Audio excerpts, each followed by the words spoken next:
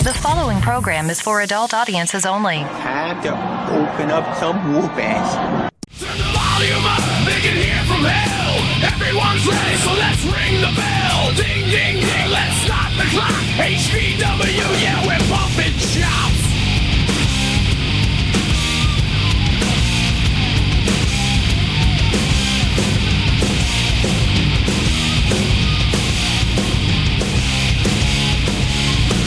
Welcome back to HCW's Bumping Chops, where the chops hurt and the words mean nothing. I'm your host, Billy Simmons, co-owner of Heartland Championship Wrestling. Whoa. You're not co-owner. I am owner of Heartland Championship Wrestling. Joining alongside me is my co-host and good friend, Bobby Casey. What's up, and welcome back to another episode of Bumping Chops. Bumping Chops is proudly presented to you by the Chubby Buddy Studios. So hit that like and subscribe button on YouTube. Also, follow the Chubby Buddies on social media. Make sure you get all the updates for all new episodes. But the Chubby Buddy or the Bumping Chops podcast is also brought to you by Mason Coley Creative, and I'm in hot water with that man. Why are you in hot water? Well, I don't think you took promo pictures either, did you? Oh, I did not. Okay, so I shouldn't be the only one. But I liked his post, and he's like, I didn't see you, but you were looking the freshest you've ever looked. Oh, so. Maybe you should have went over and got promo pics. I put the blame on you that you had me on my toes all the time. So I think that's fair. Wow. But Mason Coley is the man you need to be following for all HCW photos and also to get your family photos or senior pictures. Make sure you're following Mason Coley on social media. But that man knows how to use a camera. Yeah, if you're not following him, follow him. You won't be disappointed. And then if you need any camera work, I don't know what he charges, but I would pay it in a heartbeat. Facts. But you can also listen to Bumping Chops on Spotify, iHeartRadio, Amazon Music, and everything still but Apple. And then to follow us, the latest HCW, follow us at HCW Live 23 on all social platforms. That is HCW Live 23. And today we're going to hit you with Today in Wrestling History, and we're going to sort of recap. I think we're going to recap what we just had. Our guest was not at that last show, but I don't know if you watched. But we do have a special guest. We do have a special guest, and he's a special individual. He's always had this massive head. I guess he does have a pretty big brain to go along with that head. He was the subject of a lot of abuse from me when I was younger, including putting him to sleep multiple times. This is my little brother, JD Miller. Hey guys, how's it going? What's up, bro? Pleasure to be here. Some of you might know me from the Chubby Buddy podcast. Man, it's a blast to be here. You mentioned subject of abuse, sir. I think that is the most understated statement. Oh man, here we go. In all of history, because we're gonna tell some stories today. we are gonna tell some stories, Billy, and the world is gonna know what how great a brother I am. Absolutely, what a great brother how much I toughened you up when you were a little punk kid into a strong, incompetent man. Let's say that. Yeah, I think Throck Daddy would also argue that he was put to, I guess, abuse too. Gosh, yeah, Jordan. Oh my gosh, he could tell some stories. I mean, here's the thing, yeah, BJ. Listen, first off, you need to understand, Billy wasn't specifically interested in things like physics and science studies, but he certainly wanted to study the applied element of those. He didn't care so much about the mathematical equation for physics, but he wanted to know how hard it would be to launch an 80-pound kid 15 feet into the air. He 100% wanted to know that information, and he used Jordan a lot to test those theories. Listen, me and Jordan were tag team champions at one point. Thank you very much for me launching him across Well, all over the place. I was gonna say, I was like, Sarah, I remember that was like watching. Oh gosh, I'm trying to even think. Like, what would be a The comparable? Dudley Boys throwing who is that? The Spike? Ball? Spike, yeah. Yeah, Oh, yeah. poor Dudley Spike. Boys throwing Spike around is a great comparison. It's like if Hospital visits. Legion of Doomed had teamed up with Rey Mysterio or something. Like just big beefy dude and Animals. a tiny little guy throwing him around. Oh man, you good know. stuff. He could But tell you speaking of some stories. abuse, let's not forget you were the second person of abuse from Dickie's first reign at half ownership before Ray was. Or Man. after Ray was. Oh, that Man, is true. we were doing so well too. I mean, things were so successful with the biscuit bombs, and then Dickie Roberts just booted us out. All because he was jealous, man. You know, we still get people asking about those biscuit bombs. Do you really? Well, We do. Tell them, We do. tell them that they are working on getting established in Florida Okay. and sharing Well, I the don't love think of that's gonna help biscuits Me neither. down here. Tell them where they're Well, why in don't we hit spirit. him with, what's up? I said, tell them where they're in spirit. That's it. Well, let me hit you with some today in wrestling history. All right, what you got? On August 29th, or September 29th, 1998, at a Raw is War taping, D'Lo Brown defeated X-Pac to win the WWF European Championship in East Lansing, Michigan. And at the same taping, one of the most famous skits in Raw history occurred with Vince McMahon in the hospital. He was first visited by Mankind in a comedy segment that featured a debut of Mr. Sacco. That's a great. Yeah. That is a great today in wrestling Taco history. debuted this day in history. You want to know what I was going to actually hit people with? Was I mean, I just didn't know exactly what belt it was. Didn't know the exact day, but I was going to lie. I was going to say this was the day that J.D. Miller or Joshua Miller was pinned by a dog in his sleep to lose the title.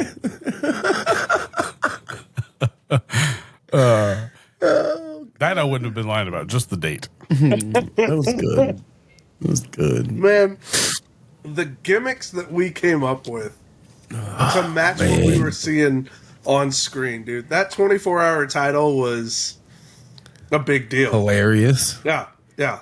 Fun. That was a blast, man. The Yeah. storylines we came up with for that were just hilarious. Oh, Man. Good stuff. good stuff. yeah. Good stuff. Man, So, Mankind was phenomenal, dude. I loved. So Mankind obviously is my first introduction with Mick Foley, but obviously then you've got Dude Love, you've got Cactus Jack. Several of his personas were big hits in other avenues. What what would you say is your favorite persona of Mick's? Cactus Jack. Yeah, Cactus. Mankind was fantastic, and I Dude like Love Mankind. would. Dude Love to me. Dude Love was so funny, but Cactus Jack is what like WCW, and he was doing all this stuff and just beating people up, like, and would put his body through the most stupidest stuff ever.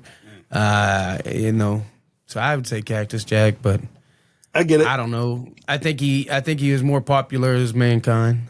I think I certainly enjoyed it because I felt like he enjoyed it a lot when he was Dude Love. Like I actually got to Dude Love, ask I him feel what like his he always favorite enjoyed persona doing was. it. Really? Yeah. You did? What did he say? All of them. That doesn't surprise me. Yeah, He didn't have a specific favorite, but he said that being able to just do all of the personas was his favorite thing about wrestling. When he was doing them all together at once? yeah, Oh when my he came God. out for the Oh, Royal that- Rumble, Yeah, okay. the that Royal is- Rumble. That is so. That was such a great was so time. much fun. Yeah, I Because agree. like you saw him go out, then all of a sudden you hear the music. You're like, yes, Mick Foley's back. Oh man, Yeah. that was such a Yeah, good I one. agree. That was good. I mean, what would have made it better is if he would have ended up winning with the last person that he entered with. That would have made it just that much better, I think. Yeah, it would have been good, but it was still No, classic. I don't know. I think the gimmick holds up just fine without him winning. I don't know that I agree. necessarily he needs to win it. But if you notice, he came out in, I think it was Dude Love first, Cactus Jack, and then Mankind. Yeah. I think that's how he entered. Oh man, that's fun. Very, very memorable. All of them were memorable Oh gosh, yeah. for different reasons. For sure. For sure. Well, why don't we get into why you invited JD here? Everybody calls him. I call him Josh. I call him JD out of respect. I appreciate that, Bobby. But I have the hard time too, and I'm just like, how many guests have we had on that's called me BJ? Because we bring some people on that known me from before I decided to go away from that and go just with my original name, which is Billy. So JD kind of did the opposite. He went from Josh to his initials, which is JD. So it was kind of funny where I switched from initials to full name, and JD switched from full name to initials. So I try my best to get it, but like when we go down and stay within like around Christmas times, I naturally call him Josh just when I'm around him. But like when we're doing things out in public, I try to show him the respect of calling me JD. Right. That's the only way I'm able to do it. Is like, oh, he wants to go by JD. Yeah. But I'm going to call you Josh. Yeah, I'm straight up. I take zero offense when you guys use Josh. It's you guys. That's how I feel about BJ call me too. by either name. And I explained it to a lot of people. Like the people that call me BJ are either super old friends or family. Yeah. Because I switched to Billy before I started at the correctional facility. I was gonna say you were going by Billy early. Yeah, for a long time. Easy. So that's why I said it. The people that know me by BJ, they've known me for a long time. Personally, I love Billy. It's don't get me wrong. Like BJ's fun, but Billy's where all the quotes are at. Like I can't. Yeah. Like it's gonna be. Oh God. Yeah, it's gonna be all sorts of Adam Sandler. For sure. He's the best actor ever. And let's be real. We don't even call him Billy or BJ. We just say, "Hey B." Yeah, hey B. That's true. That's true. B he very much so gets B a lot. Yeah. But no, you were one of the forefronts of starting with backyard wrestling. Oh BJ. Man. Okay. Like so like, here's the funny thing. BJ. Billy. I'm gonna need a lot of alcohol. He's got a legacy as a wrestler. You've been doing wrestling for how long? Professionally since 01. Since 01, he's been doing this professionally. But I assure you, the deep-rooted love of wrestling has gone way longer than he was receiving a paycheck for it. And in fact, if you really want to hear some of the great moments of his development, you kind of have to look at one of his first sparring partners right here. BJ, let's see, bro, you were 16 when you made the move to Hutch, when you decided you want to come live with Mom full time? Yeah, because I had to be 16 to be able to make that decision without my dad vetoing it. Okay, yeah. So at 16, he was able to make the decision of who he wanted to stay with. He made the decision he wanted to come live with our mom. So up to that point, so I'm 9 years old. Up to that point, I've always known BJ as my brother, but to me, he was, and I hate saying it this way, he was my vacation brother.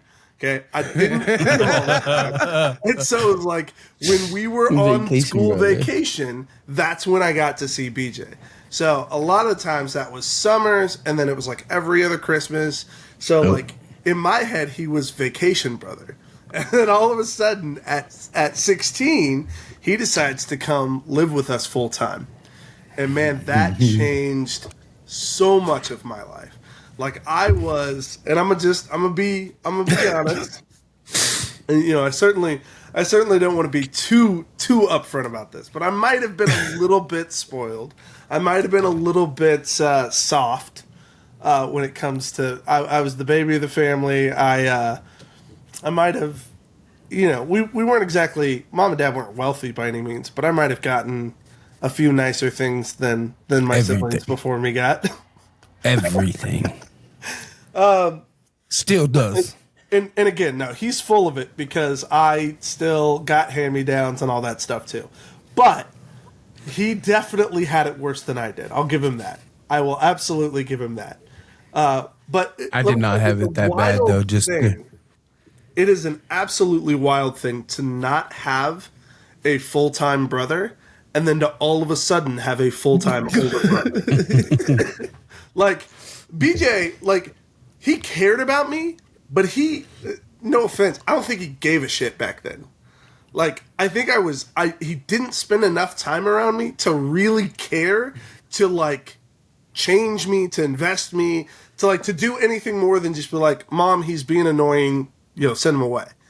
But, like, once he came to live with me, he didn't have a choice. Like, I'm there all the time, and he has to hear me yapping in his ear all the time. And he has to find some way to bridge the gap with this chaotic brain who's running around trying to, have fun doing everything. And it's just like right there next to him. What are you doing, BJ? What are you doing? What are you doing? Can I go with you? Where are we going? And just constantly harassing him. And so he had to find some way to build a bridge with me. And there were two things that he used. The first one was G.I. Joes.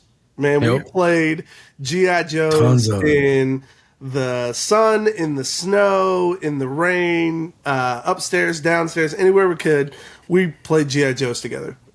I still remember Duke and Roadblock and some of those. Yeah. He would never let me touch Duke or Roadblock. Those were his. He always got to command those guys. Facts. He would occasionally let me use Snake Eyes, though. That's true. Not Storm Shadow, though. Storm Shadow was also off limits. But yeah, so we played G.I. Joes. But then the other thing was wrestling. And in our family's always loved wrestling. So wrestling's like been a part of our family. But if I'm being honest, I wasn't nearly as into wrestling until my brother came around.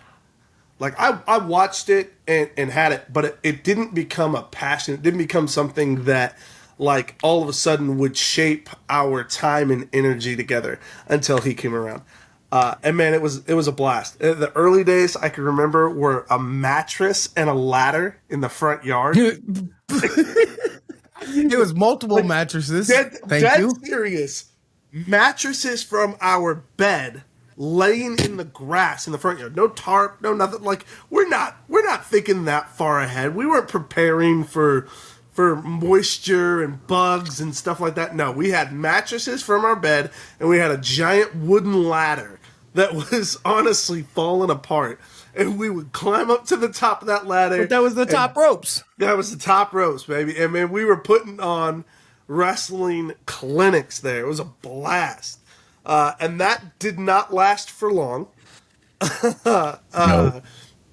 Mom very quickly kicked us out of the front yard. Yep. And so I think then that became the days of the basement, where we would wrestle in the basement for hours on end. And mind you, it wasn't. Do you remember those? Oh, go ahead. Do you remember those wooden couches we had? Oh, yes. Yeah, that's what I was gosh. Okay, so those green cushions came off, so we'd take those and we'd pull the mattresses that we could do, and we'd make that whole little area like just full of like pillows and couch cushions and mattresses and just a whole big area. Is an unfinished basement. So no carpet, no nothing. It's got concrete slab floors. And we're just throwing down mattresses and pillows and cushions and anything soft-ish onto the ground to be able to pull off these matches. And I'm telling you, we would have 10, 12 guys in our basement wrestling, and we're putting on matches. We're putting on a full-on show. We're putting on our version of SummerSlam, if you will, and it is a blast. And I can still remember BJ suplexing Walter, and Walter's foot goes straight through the ceiling, and there is a literal foot imprint in our ceiling that never went away. That was there. No, it was there the whole time Mom and Dad owned that house. The whole time. Just foot through the styrofoam ceiling panel or whatever it was. The wood paneling for the walls. So again, giant unfinished basement. One side is designed for like living quarters. The other side's designed for like storage and laundry, stuff like that. And between them is this wood paneling wall. Not very thick wood paneling wall. We're talking maybe only 8 inches. So what does BJ decide to do one time? Literally throw Walter through the wall. Oh, that's how that got there. And I forgot. Yeah, and so that's how we had a door entrance on that end Gotcha. of the wall. With a sheet covering the entrance. Listen, Because I BJ thought he would just kind of bounce off the thing. eighth inch wood paneling as a wall. He thought this teenage guy was gonna bounce off of it. Well, Oh gosh! But that's when I got introduced, was in the basement days, and you guys had the wooden furniture that was actually your ropes. I mean, you squared it off with those. So Here's the thing, though. Like Yeah. BJ he's a tormentor by nature. He has to perfect his craft. Don't give me that look, because you know exactly what I'm about to bring up. Because in those basement days, let me tell you something. He was, in fact, I remember specifically, he was pitching the idea of starting a new faction, and it was post NWO days, and he was getting ready to launch. Are you ready for this? I'm going to bring up the name. I know you're ready for this. The AKC, the Ass Kicking Club. So BJ was hyped to have this new stable, this new group that he was going to be leading, and they was basically our version of NWO. Like they were like the badasses, the hardcore guys. I can remember he plotted out like everybody's reveal as part of the team and how it was going to showcase them. In fact, I remember like Brett was part of the AKC early on, and I remember his showcase was he had a match, he had a hardcore match against the newest member of AKC, and he ended up having a hardcore match with himself. And it was the stupidest but funniest thing to watch. he beat the shit out of himself. Bro, like legitimately beat the shit out of himself. Oh, yeah. Like blood pouring and everything. Just to like, oh, man. And it was so ridiculous. he might have been your Remington Roar before Remington Roar. Yeah. It's Remington Roar if there were a few less brain cells, I'm sure. Like, it was just nuts. So I'll say this. I wanted to be part of AKC too. Like, who didn't want? Like, it was the stable to be part of. So let me tell you how I had to earn my way in. I thought for sure that would just be, I would just have to do something cool. We'd come up with some sort of storyline gimmick. No.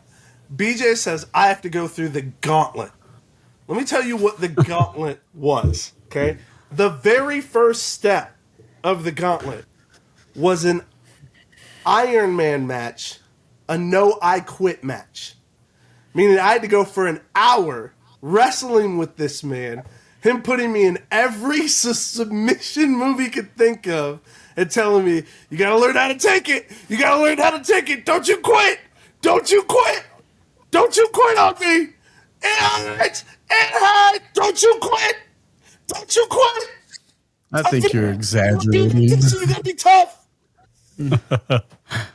How many times did people go upstairs and be like, they're beating the shit out of me? I assure you. Never. Ever. If we would have had neighbors that cared, CPS would have been called so many times on our house for what they might have probably thought was going on. Oh, so crazy. Gosh. I wish you still had some of those cardboard belts from that era. That way you could hang them up. BJ, The cardboard belts with the dicky belts, like was holding the them together. boxing match part of that? Or was that just us goofing around at another time? That was just us messing around and you thinking you were tough. Yeah, that's. I've always been a little bit of You a want dumb to talk for me. about that I'll boxing admit that. thing? Yes. You Give wanna me- talk about I'll come that? back to it. But I don't Why? remember what the other part of the gauntlet was, but I do remember one more thing from the gauntlet. And I'll never forget this one because I have a vivid memory of BJ said, all right, to close it, I can't remember what the second thing was, and it's probably because of what the third thing was. Oh, God. But I have a vivid memory. I know you know what's coming. After this Iron Man match, after at the end of the gauntlet, he said, last thing you've got to do is you've got to take a full-on Sweet Chin Music shot. And so, no joke, BJ sets up, pillows, blankets, puts them all up against the wall and everything, and just lines me up. And I'm telling you, this man channeled his inner Shawn Michaels as if he were coming down on a freaking WrestleMania zipline. Okay, he lined this thing up, dropped the foot 3 times, picked it up, and I'm telling you, it went higher than his shoulders. I have no doubt in my mind his foot went higher than his shoulders, popped me right on the chin, lifted me up off the ground, and sent me flying back into the wall, pillows, and I was out. Just Dundee. Unconscious, sweet chin music. Done. I was allowed to be part of AKC though after that. Was there any part of that where you're like, oh shit, I gotta fix this before my mom comes home? Like, there was a lot of like that, like him being I better knocked make out. sure he's okay. Listen, my uncle, I loved to death. Well, one day we were talking, and I was like, he told me that the sleeper hole wasn't real, and I said, it's real, Uncle Ralph. I'll put Josh to sleep. And Josh was like, whatever, and he comes over there, and I put him in the sleeper hole, and I just cinched it in, and out he went. And I thought he was joking around, so I just let him go. What I'm telling you is this occurred And I'm telling you, it was outside. It was outside in our driveway. So I thought he was okay, so I let him go, and he just kind of... Oh, that was his head hitting the cement. Oh, my God. So if anybody wonders if I have mental damage, probably. I don't know how he's ever got into the whole like math thing after that. Listen, you see how big that head is? So yeah, that was all the. We all saw how big the head was. That was the early days in the basement, and then man, from there we really grew. We got permission to go outside again. Nope. This time in the backyard. Early days of a ring were kind of weird because man, we did that. Didn't you have a trampoline in the front yard first? No, we did the trampoline in the back. Yeah, I thought you had it in the front yard for a little bit. I don't know if like when you had that little like net thing around it, it was like in the front yard. I don't know about that. Mom didn't like stuff in the front yard. The mattresses and the ladder in the front. Yeah. In the back, we were able to get quite a bit more creative. We were able to use the trampoline. And with the trampoline, man, Jordan and Patrick used to jump off the roof and stuff like that to land their moves. No, I mean, it was. I remember nuts. what it was now. We had it was a big like event for your front. It was only in the front yard because we moved it because you parked your van on the street and there was a couple of the vehicles that would reach. And I think we did it for a special thing because everybody from the block came and watched this thing. Not uncommon. Not uncommon to see it was 25 kids at our house watching us be complete idiots. It was so much fun. Complete dumb. Yeah. And then it was... I think it was after that the trampoline when mom and dad... I think mom went on the truck with dad. Yeah. And you were in charge of it for like 2 weeks. I had the bright idea of let's build a wrestling ring in the backyard. And man, this dude salvaged, like, serious props to him. For like you were working probably Domino's at the time. I don't even know what you were doing at the time, but you was working Domino's at the time. You certainly weren't making a ton of money. I was making decent money for then. I think I was making $10.50 as an assistant manager. Yes, but not making money enough to be able to buy a ring and buy supplies and stuff like that. You scavenged though. You salvaged. You went and found tires. You went and found plywood. You went and found basically everything you needed. And this man put together a ring. I wouldn't say the highest of qualities, but man, for a backyard ring that was salvaged, it was very impressive. It was very impressive. Man, we did some early shows, early matches on that stuff, and then from there it only got better. I remember you improving. That was kind of your thing, man. You just found little ways to improve and make things better. You found people that you got guys that would do commentary. You got a guy that would film. You got you started coming up. I remember a guy that sounded like Darth Vader's filming. Get me behind the camera with that Darth Vader voice kicks out. Oh man. Let's pay back for talking shit. And now here you are.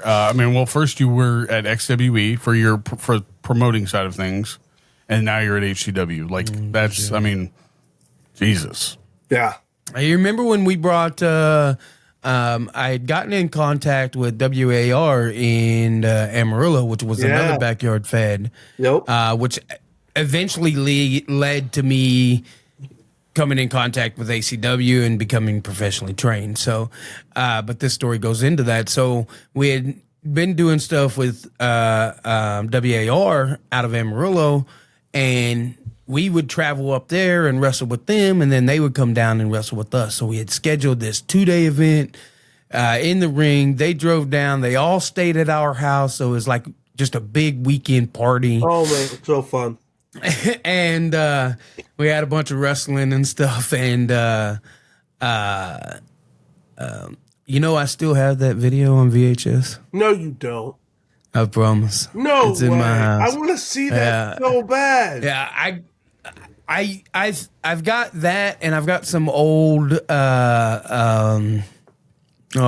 stuff from when I was in ACW early in my career on VHS that at some point I'm gonna try to send off to get digitized. You should, man. You should. That's really stinking cool. Yep, sure do. Oh man, but keepsakes right there. Yeah, for sure.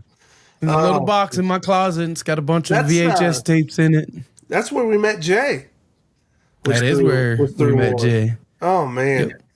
And then after we did that, they had gotten in contact with ACW, and we're gonna go in for a tryout with ACW, and told me if I wanted to drive up, I could come. So me and Walter jumped in the car and drove up there and had a match for ACW. And Terry Daniels told me, he said, "You want to move to Amarillo? I'll train you." So I think a month later, I was bags packed and living in Amarillo, Texas. That was a sad day, man. That was a sad day. But then you moved back because you're a sucker and you love us. Oh, yeah, that's true. Had to come back. Walter didn't follow through with that. No, Walter had the opportunity also. He just chose to stay, and I did not. I chose to go. Man, and that's how you and Jay became roommates, was doing that? Yeah, so me and my best friend Philip moved to Amarillo because Philip did it also. He was living in Pampa at the time, working at the correctional facility. So then we moved to Amarillo and got an apartment, and Jay moved in with us there. And then, yeah, I've gotten to know Jay quite well now. Yeah, I'm sure. He's cool, isn't he? Oh yeah, Good guy. Fun dude. No, I don't see the Shaggy that you brought up, but I do see a Texas version of Walter. Yeah, but you didn't see him back when he had his hair because did you? Did he tell you the two ways I described Jay? Yeah, he told Jay that on the podcast. Oh, did he? Yeah, that's great. Yeah, Yeah, Shaggy from Scooby Doo or Jay from Jay and Silent Bob. Like, right. That's a great way to caricaturize Jay. Like, just I like the one he said was like kind of a Texas Walter. I like that. Texas Like nowadays, Walter. yeah. Yeah, absolutely. They have the exact same laugh. It's not even funny. Like the way that they laugh, it's the exact same. It's crazy. That's funny. But yeah, and then kind of the rest kind of fell forward from there, moving in, wrestling all over. And then once I moved back and started wrestling in Kansas, and then. Yeah, we saw you on your pass-throughs, like whenever you'd be traveling to go somewhere, you'd stop by either with some friends or like girlfriends that you had at the time. And I was like, dang, like this dude's just all over. He's like a traveling rock star. It was a good time, man. Still is. I love it. Still to this day, I'm passionate about this business. So you don't say. That's why we do what we do. Nah, not at all. But enough about the little bit of the past, except for Josh wants to talk about. We got to tell one more. Go back to the boxing story that Bobby was talking about. Oh wow, we got to talk about which boxing story? Because I know one specifically. you and Trey Harris. Like that's the one I remember. That was part of the early days of wrestling. That was Trey coming over being a tool and me having to. That was in the front yard. You had to do. It sure was. Yeah, that's the wrestling match I remember. I didn't see the other one. I'm sure because I won that fight, it gave me the confidence to run my mouth in the fight against you, BJ. I'm sure I was telling myself, look, I've already done this before. I can handle this. I do remember the match because I do remember him popping off. What was the context? I remember him popping. Hold up. I remember you popping off with something, and then that's where it set it off because BJ hit you with a promo from Muhammad Ali saying, I float like a butterfly, sting like a bee. And I believe the words out of JD's mouth at the time were, and you suck my dick like Muhammad Ali. And I was like, oh no. I lied. So I lied. I think I was running my mouth saying that, like you were talking about how strong you were. I think I was running my mouth saying that even if you hit me your hardest, it wouldn't hurt me. Isn't that what I was saying? Yeah, because it was started where we were all down there boxing. We were doing different stuff, going. And then you were running your mouth. Mind you, I want to clarify, I am 7 years younger than Billy. So at some point, you should have been the responsible adult. I was the responsible adult by busting your ass. So, we were down there talking. JD was running his mouth. Oh, I said, all right, bro, listen, we'll go. I'll go. You ain't gonna. I'll go 50%. I said, I'll go 50%, and we'll go. So we started. I caught him a couple times with the 50%. He hit me a couple good times. Right. He hit me a couple good times. And then we go like 2 rounds. And then as we're going into the 3rd round, he's like, you hit like a bitch. Like, you ain't even tough. And he's running like he's. I'm hyped. And I said, heart rate's going. I've survived and dodged and ducked and weaved for 2 rounds. I said, I'm alive. Okay, I'm alive. I said, I can up this to 75. I said, up and to he's 75? Like, no, please. No, I want all of it. I want all of it. I can take you. All right. So they ring the bell. We go out. JD throws a punch. I duck it. I hit him with a gut shot, and I uppercut the fuck out of him. And he falls down and stands right back up. I mean, and I went immediately.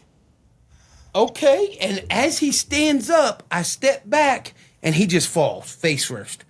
Boom. I think I was concerned he was going to take another swing, and my brain wasn't capable of handling another one. And let's remind people, nobody in this has ever been trained in boxing. No. I think this was an older brother picking on a younger brother. That's all. In the hook, I hit him so hard, blood splattered against our white wall. Yeah, there was a stain on that wall for many years. For a long time. I always thought it was like spaghetti or something. No, that was Josh's blood from a hook. That was because he was talking shit from my jaw. But it only made him tougher.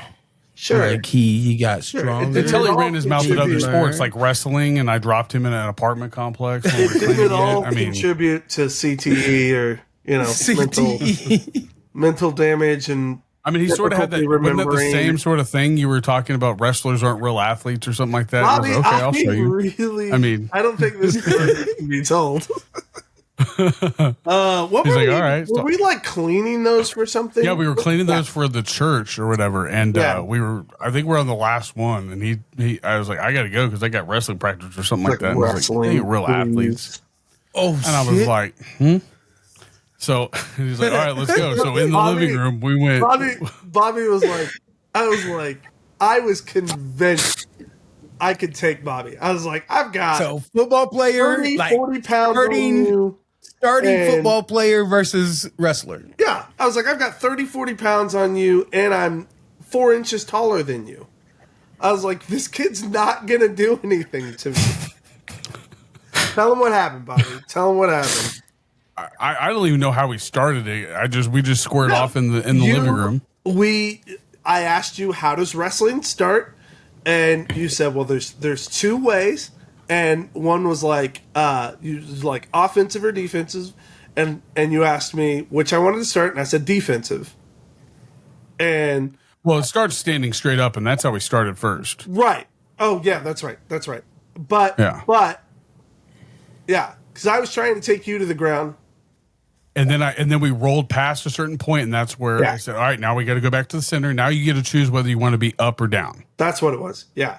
And I was like, all right, I'll go down. Let's see. And then Bobby like spun me, planted me, and like kicked my legs out from underneath me and like flattened me like a pancake and had me pinned to the ground. I couldn't use my legs or my arms, and he was just holding me there. And I was like squirming, and I was like, get off me, you son of a bitch. I was so mad.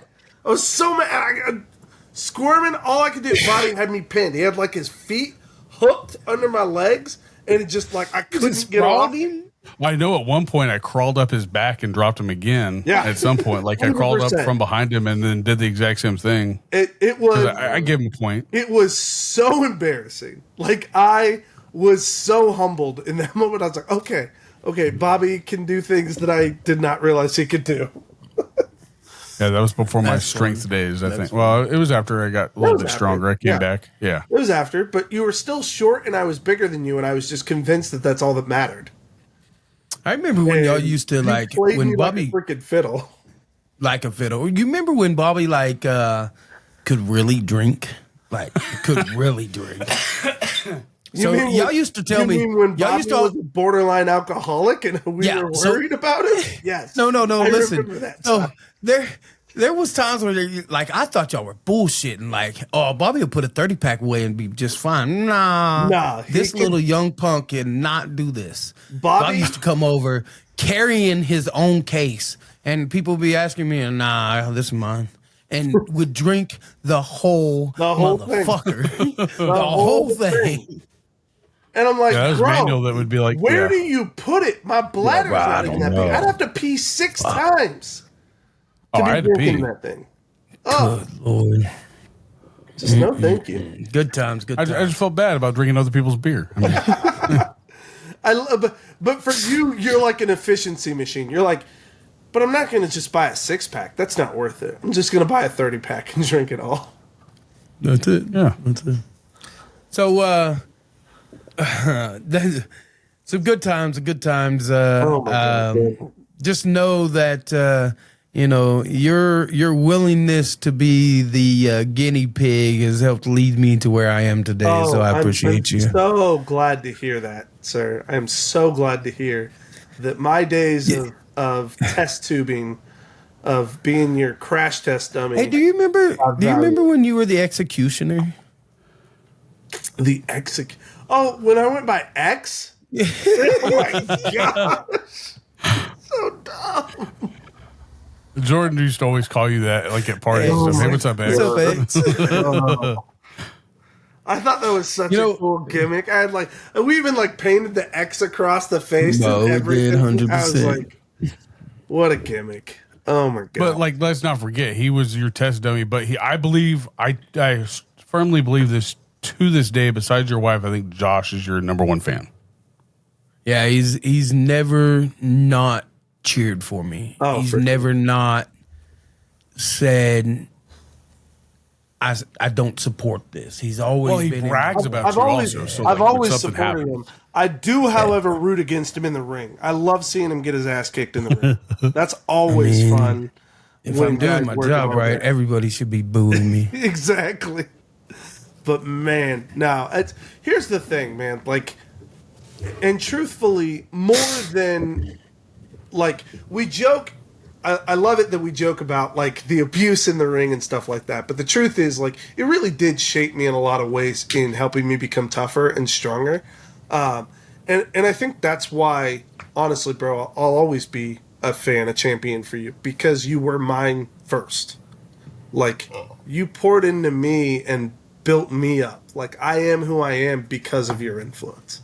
So it's hard not to cheer for you when there's a piece of you in me. As my older brother, as a guy who's been like honestly the guy that I've looked to for leadership since you moved to Hutch. Like 100%. Like it's a no-brainer to me to cheer because it's like, yeah, this is the guy who helped me become who I am. So I love seeing who you have become, not just in that ring, but outside that ring. And let's not forget the whole neighborhood that you guys grew up with on 9th Street. Like that was like, that's, I mean. I still talk to Patrick every now and then. Do you? Where do you see him? Yeah. I have him on Facebook. Nice. I didn't add him on Facebook. I didn't know he was on there. I think I'm friends with him. I think he's like, what's his name? That the famous dude with all them kids. Nick Nick yeah, Cannon? he's like the Nick Cannon of the group. Bro, I don't think he has that many, does he? I thought he did. He might. I could be wrong. I don't know. That's Good dude, though, man. One specific kid that I do remember from our childhood that we always gave shit to was the Britney Spears fan kid. What was it? Was his name Cameron? He was the blonde kid that he was like a couple houses down from across from Brett. Let's see, He was like man. a couple a houses couple down of from down Brett. from Brett and Yeah. across from Yeah. Patrick. Yeah. I forgot about that kid. He was on the front page of the paper the year that Cameron. Britney Spears came to the fair. Oh, Yeah. poor kid. He was also a Broncos fan, so I don't remember that. But I remember Kenny was a Broncos fan. Kenny. We went to school. Josh and I went to school with him. He was in the military, and I think he like got hurt in the military. You remember Kenny, the one that used to do the Woody Woodpecker imitation? He lived on Porter Street, right behind Brett. Yeah. So yeah, Nice. yeah. So many people over there. Like I could name names. And it's It was wild. a good times, man. Like, fuck. weird. What we ran from 16 until I was. When I did met you at Out of Josh's school. 5th grade birthday party. That's when I met you and everybody associated on that block. Yeah, good times. It was definitely good times, and I'm sure we could tell stories for days. Be here And for I'm 10 sure episodes. we'll tell some more. But let's start breaking down this card from our Air basically- Capital Brawl 3, third birthday. So the start of year 3 for Heartland Championship Wrestling. Let's go, man. How does that feel, And you- by the way? Surreal.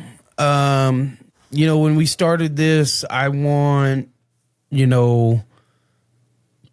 it was a let's see if I can do this kind of on my own. Yeah. You know what I mean? And now we're going into year 3, and we just wrestled for the Kansas State Fair. We're looking at 24 shows for next year without any extras. We've worked with the baseball team in Wichita. We're talking right now with working for the hockey team in Wichita. We are doing a benefit show with the Salvation Army now every year for Wichita West Orchard. We're in talks right now with a blood cancer society about doing a big event with them, giving back to our community that's helping in helping us along. Things are lining up, and it's not just me. It's the team I have around me. It's the wrestlers around me. Like, it's my kids that are putting in hours in the ring and hours out putting up flyers and sharing stuff on social medias and just all the stuff combined, man. People like Drake Gallows coming in and being the person he is and the wrestler he is and making my people better, and Camaro Jackson and Cameron Bernay and just all these people that help make us what we are, including my kids, which, Chance Kerrigan, who's undefeated, Ray Leon, who's right now the Heartland champion, the Seven Seals going crazy right now, and new tag team champions in the Diamond Kings. There's so many of my kids. Kargar's probably one of our most popular people. He walks out and that crowd goes absolutely crazy. I love Carter. So, just the work, my camera crews bust their ass every time, and they're so good. My ring announcer works hard when I throw crazy stuff at him. My commentary team starting to develop a chemistry together. Jeff putting in multiple work. Just everything from the door lady to the concession ladies to everybody that puts into Heartland. We are going to work our asses off until we're at the top. I love that, man. Very organic too. Yeah. Like organic growth. It's very wild to see. It's cool. It's cool to see what you're building, man. It's cool to see what you're building. Well, to highlight Air Capital Brawl 3, you started this off with, like you've said before, the VIP spot to you is very important, especially for people who come in early to spend their money and to watch HCW thrive. But, I mean, like no other, you started this off with I think that Simon doesn't get enough credit for what he's known to do and been able to do in the ring, especially as of late. But you started this off with a singles match that was for a specific role in the Royal Rumble that will be taking place next month at Osage for the number one spot. The first person will enter, the one that was going to lose to this match, and then the person who won was going to enter last. Correct. Nice. So whoever won the match got the end spot, and whoever lost the match had to start number one. And that match was between Kit Reaver and Simon. This Rumble that's going to happen on October 25th is for a number one contender shot for the Heartland title. And this VIP match kind of set the standard for what was going to happen. So Simon and Kit, they went out there and started the show off hot and gave the VIP a good match to start off with, and with a little bit of a distraction from the Midwest Monster, although cut off by Johnny Faith and fought to the back. Simon picked up the big victory. So he caught that mandible claw and put Kit Reaver down for the finish. And so Simon will be the last entrant into the Rumble for October 25th. And your number one entrant will be Kit Reaver. Nothing like having a monster in your back pocket to help you get the dub. You know, sometimes monsters pay dividends. Yeah, it was. I'm just imagining we've talked about that hand at a before. bank now approving a loan like that. Great handle. But no, that gave Kit one of his first losses in a while since probably Heidi probably. That was like his first loss in a while. Lost there.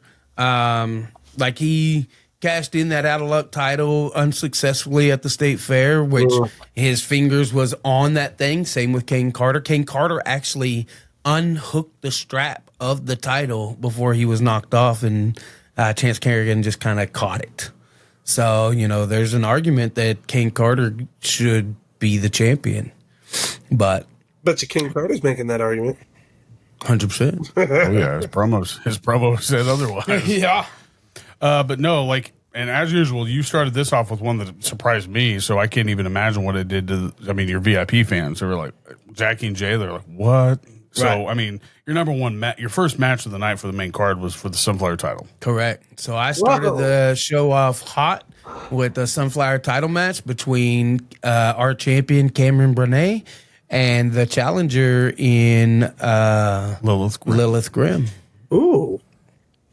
So Lilith came out, went to do her traditional spark, and said that our fans didn't deserve it. Yeah. So she didn't spark the I even looked away The just so I hammer. didn't see it. I was like, oh, shit. and she didn't do it. And the crowd booed her for that, which I kind of booed her too. It's kind of cool. But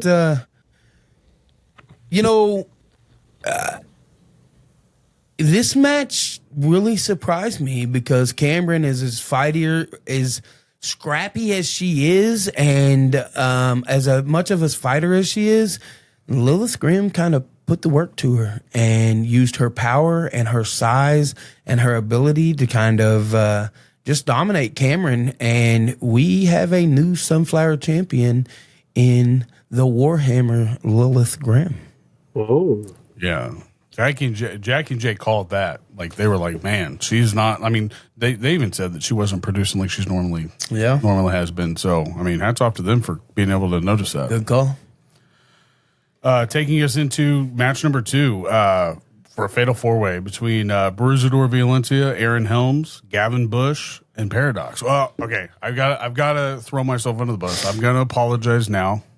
Paradox, I said your name wrong. That was my bad. I don't know why I wrote it down. I wrote it down as the Wonder Boy, and his mom noticed it. The Wonder Boy. The Wonder Boy. I don't even know why I wrote it down like that. I was talking to so many people back there. Like I said, you keep me on my toes. Boy. The Wonder. Oh my God! What did Sherry say? She apparently messaged his sister, and she's like, "When did he change his name?" And so she came over and said something to me. She was like, "What did you call him?" I was like, "The Wonder Boy." She goes, "Since when has he had a nickname?" And I was like, "He came to me like 4 shows ago." And Golden Boy. I know. I don't know why I wrote it down, the Wonder Boy. I don't know. Oh, that's great. He's going to need to come out with a shirt with the Wonder Bread. Wonder Bread logo. That's what he's got to do. Needs to run with that and have like Wonder Bread on a shirt. Yeah, that'd be great. Man. Oh, so I apologize, Paradox. I did not mean to. And I'm sorry. What's his mom's name? Sherry. I'm sorry, Sherry. I did not mean to get your son's name wrong. All right. He didn't change his name because that was her message to him. She's like, "Did you change his name, or did you change your name?" Maybe now I'm not at the top of her shit list, and you. My bad. Hey, hope so. I threw myself under the bus. You found out. You heard it here first. I'm sorry. But no, that was a fatal 4-way, and that was for nothing special except for, I mean, you had weight, you had chops, you had, this place was all over. Listen, that the match was good. I think there was cookie cheese out, and Gavin Bush really kind of held his own in this match. And, with 3 hard hitters that were in that ring for him to hold his own, like, that says something about the kid.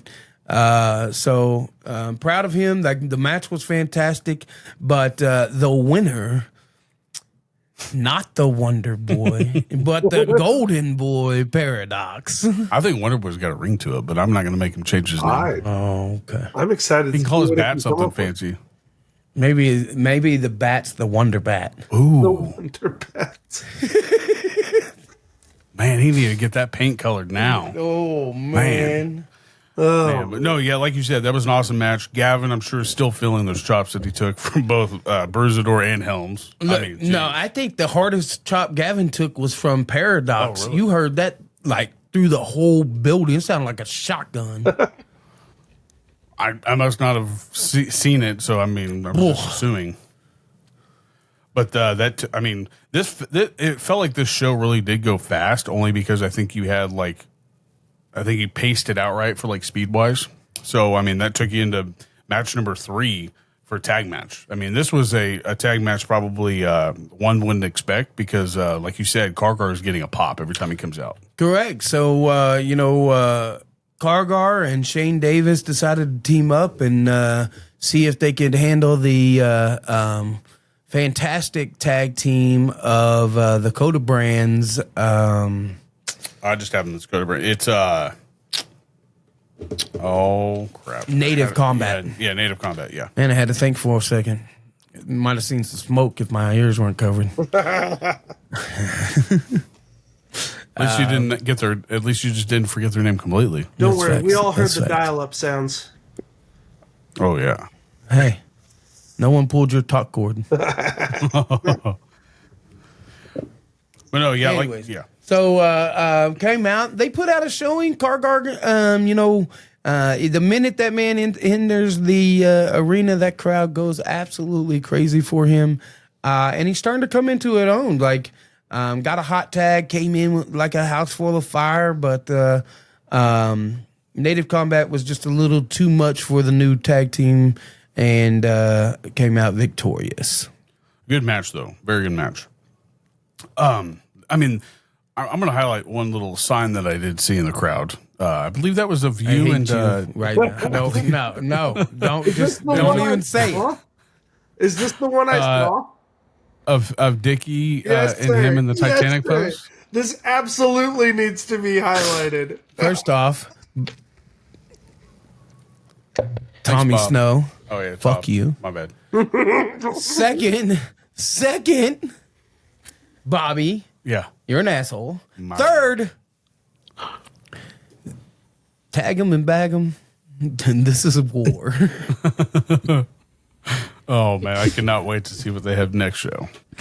But no, that leads us into our next singles match of the evening, and I mean, let's not forget that justice was hopefully going to be served in this match and at the show, because we heard about it from Johnny Faith from day one.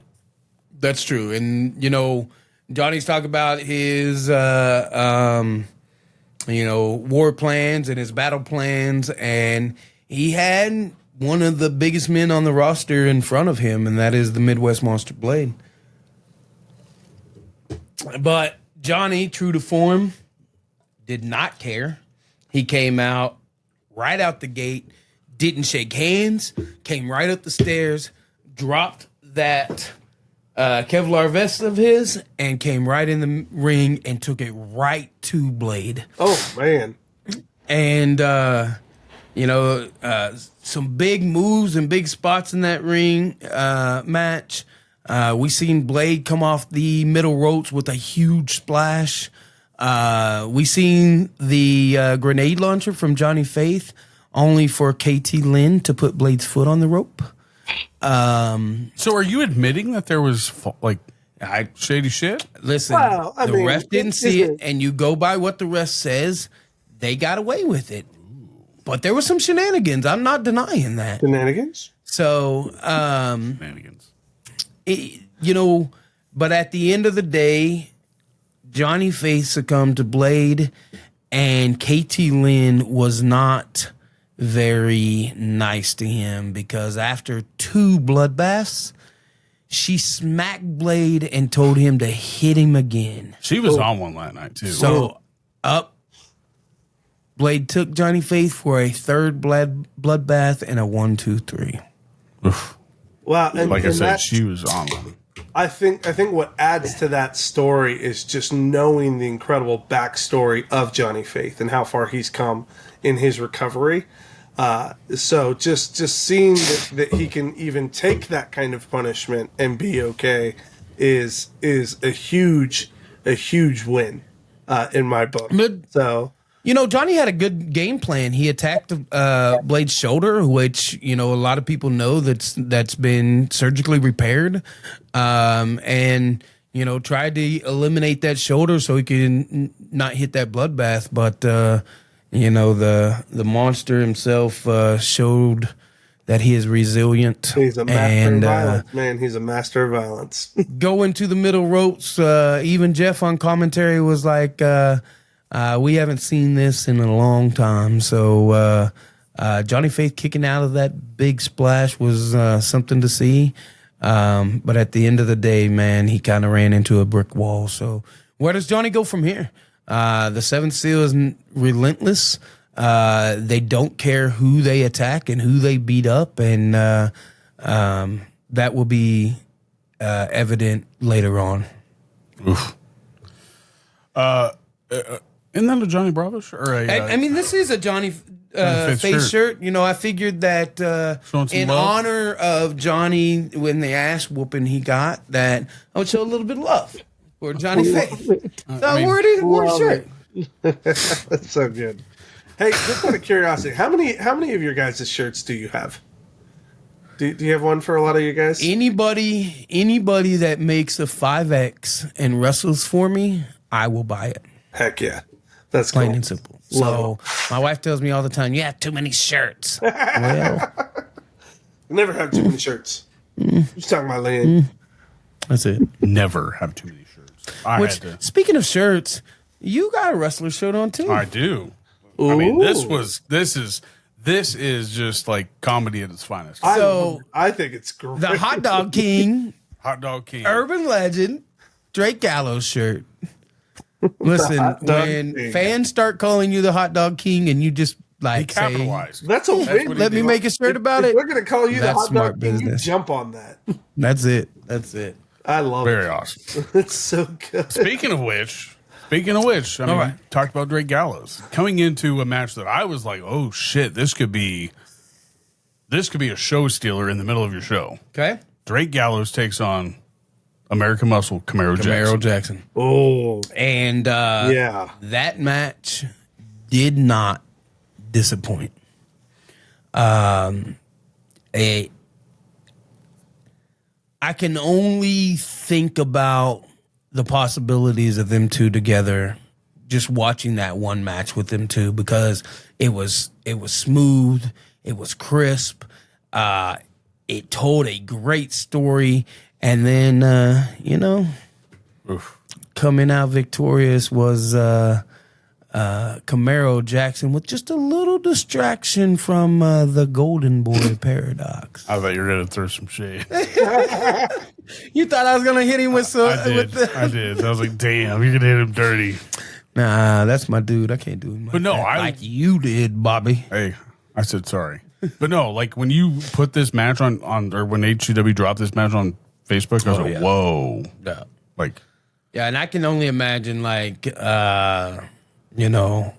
what possibilities them two have going down. I was gonna the say, line. I couldn't imagine them in a cage match. I pray that's a storyline that comes back to it. You know what I mean? Like, I'd love to see a series of matches from those guys. Right. ugh. But like I said, picking up the big victories, Camaro Jackson, and he's kind of one loss. So kind of right there in that middle, trying to find his legging within the HCW locker room. But well, last year were kind of dirty, there with though. the audience? I mean, 100% dirty. So Leo Fox, cheating him out of a few things and stuff well, he like got that. he got disrespected by Leo Fox after Kane made him tap, and then he wrestled Fox, and then Right. it was not good. Yeah. But how's he Camaro doing? Jackson back in that win column. Yeah, is What's Camaro that? building any audience favor there in Wichita? Camaro's a one. huge baby. Like like that crowd loves him. Cool. He love comes that. out. Hey, you like, unless he like just him as a person, is like he's 100% a baby face. Like he's a great person. Love it. Facts. I mean, I went up and asked him for his information. He's like, man, I want that beard. Winning. But no, I mean, as usual, I mean, you had to keep this ball rolling. I mean, you created this snowball effect with like excitement, and so like it could only get better as the night went on. And like this was awesome for many reasons, but it didn't end awesome. Let's talk about this tag match that you had for the HCW tag team titles. So you had Only Friends facing off against the Seventh Seals Diamond Kings. And that's rough. and a rematch from the state fair. Like the Diamond Kings showed that they were, up for the challenge. And then I don't know if you paid attention to our social media, but really when Jekyll called out Maverick, and then it looked like Maverick completely changed at the end of those promos, and so I'm excited and curious to see where that goes. But let's talk about the match. So a good solid match. Diamond Kings holding their own against Only Friends, but Only Friends hit the trust fall, but unfortunately on the non-legal tag team member. So the referee could not make the pin count. And then they knocked Stormy out of the ring. Unfortunately, the ref got smashed in the chaos. And then Simon and Blade came out and attacked Stormy outside, while the Diamond Kings picked up the big victory on Logan for the 1, 2, 3 and new tag team champions. Well, that's not all. But then the real carnage started. So KT Lynn was out there leading an orchestra, and Blade rolled Stormy in the ring with a steel chair and was fixing to blast her in the face when Logan Knight pushed her out of the way. gave himself up as a sacrifice, thinking maybe Blade wouldn't pull the trigger, but he did. And Blade cracked him with the chair, splitting him open. Stormy covered him, but Blade picked her up, destroyed her with the steel chair. Johnny Faith tried to come out and help, and Blade destroyed him with the steel chair. And then the most heinous thing is Katie Lynn handcuffed Stormy to the ropes, grabbed her hair, and forced her to watch Blade, the Diamond Kings, and Simon pull off the knee brace of Logan Knight, put the steel chair around his knee, and destroy Logan's knee with the steel chair. And unfortunately for Logan, even though he's going to be gone to be a father, he is now dealing with a torn ACL. A lot of people did not know that he was giving updates for real. He was at the hospital. They 100% are facts. I've seen the pictures, and unfortunately, Logan is hurt. So the Seventh Seal really did a lot of damage, and we'll see what happens from here. Stormy's been quiet. We haven't heard a word from her. And Johnny said that he's on the rebound and trying to, put his war plans back together. So we'll see what happens going forward. But as of right now, new tag team champions are the Seventh Seals Diamond Kings. Yeah, that was wild. Crazy. And I think this next match could have been you had three bangers that could have taken the main event. Okay. Let's start with, Drake and Camaro, that could have been a main event. Correct. Then you had your co-main event. It was a singles match between two men who used to be family. Correct. And HCW family at that. Right. Tag team champions. Wichita natives. Correct. And it just really a team that the HCW universe absolutely loved in ACFC, and that's Austin Reddick and T2G, Tommy Too Good. Austin turned on him, but Austin said he didn't turn on him because he hates him. He turned on him because he loves him and he wants him to get better, and that sometimes doing the cheating way is the way to continue being on top.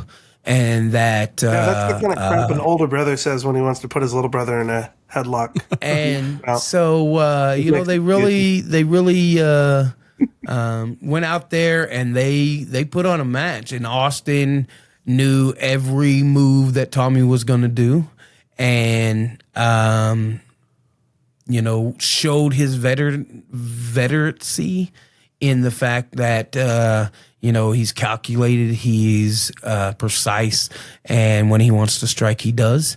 And Austin Reddick pulled out the big victory over T2G. I'm surprised it was as clean as it was. For it to go back and forth like that, reverse left, reversal, that was so clean. That's like what you were talking about, how you like watching that type of wrestling. Correct. And it's just a statement to them too. They trained together, they worked together, they did everything together. So now Tommy's got to go look at the drawing board and find out where he wants to go from there, because Austin put on a clinic and picked up the 1, 2, 3. And now we're at the every match we've talked about, probably, maybe a hiccup here too, but every match could have taken the cake for what was about to happen, but this one took it for many reasons. One, you are now full owner of HCW again. I am. Which, he hasn't signed that paperwork over to me yet, so I got to get that done. I need to get that done probably this week. Ooh, he also has to sign a paperwork saying that he's got something else. Yeah. No, he'll get that paper signed for sure. I'll make sure that happens. Good. He signed, he shook the hand, he signed the contract. But not only was it for the other half rightfully back to you for the HCW ownership, but it was also for the HCW title. Correct. And between two men we've seen going back and forth for a long time now. Right. So, Ray's done his due diligence. He climbed the mountain, picked up the big victory versus Hector Deorto, become the HCW champion again. But Dickie Richards said his guy wasn't done, and he put everything up on the line to get his guy a rematch. And, my 50% ownership back, I had to sign the rematch. And it's ironic that the person that won that 50% ownership for Dickie Richards won that 50% ownership back to me. So what you're saying is Ray has won 50% of the ownership twice. I mean, yeah, Ray's won 100% of the company if you really want to do the math. So Ray's won 100% of the company. He didn't win that Not for himself. He won it for other people. Yeah. But Ray's responsible for winning 100% of the company. That man is a beast. How about that? Yeah. Oof. Ray, you need a shirt that says, I'm 100% your daddy. Don't tempt him. It would probably say I'm 100% him. I mean, you could say that. Because that's his thing. I know. And that wasn't it. I mean, after the match, there was a lot more words said. Yeah, so after the match, Dickie cut a promo. During the match, Hector turned on Dickie, hit him with a angle slam, and then ended up losing. And then after the match, consequences of our actions. After the match, Dickie, made it known that he doesn't hate Ray. He tried to make him better in every aspect. But just like he did in the MMA world, he feels Ray is going to quit. Ooh. And so he said Ray took everything from him, and now he wants to do the same. And he is challenging the illustrious Ray Leon versus Dickie Richards October 25th at Wake the Dead. Oh. What?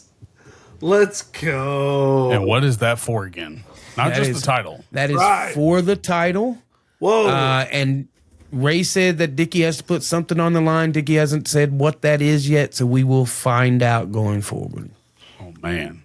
I heard there was stuff like we haven't. Is that going to be a paper that's going to be signed after he? I'm sure. So he's got to sign that contract first, and then sign for this match. And let's not forget Ray and Hector. And at the end, shook hands, big shake hands, big hug. Even did the old Empire hand gesture. So nice. Kind of full circle for him. So it was kind of a nice picture. And but good show, good match. Crowd was a little light for what we're used to, so we want to get them numbers back up. So we're just going to push harder and make this better. And October, we got Brutal Bob Evans and Kevin Kelly coming in. They're going to do a seminar, and Bob will wrestle, and Kevin Kelly will probably be on the announcer table or the commentary table with Jeff. That'll be amazing. So should be a great time. Look forward to it, and keep an eye on Facebook because matches will be coming out. But before then, Salina, Kansas, October 18th, presents Freaked Out. Those matches will start dropping pretty quickly. We are back in Salina at Sky Trampoline, and we are excited to bring live professional wrestling back to Salina, Kansas, where I kind of started this promoting stuff. So excited to get back.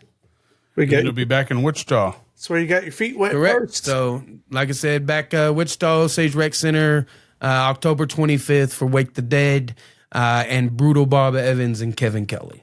Okay. So cool.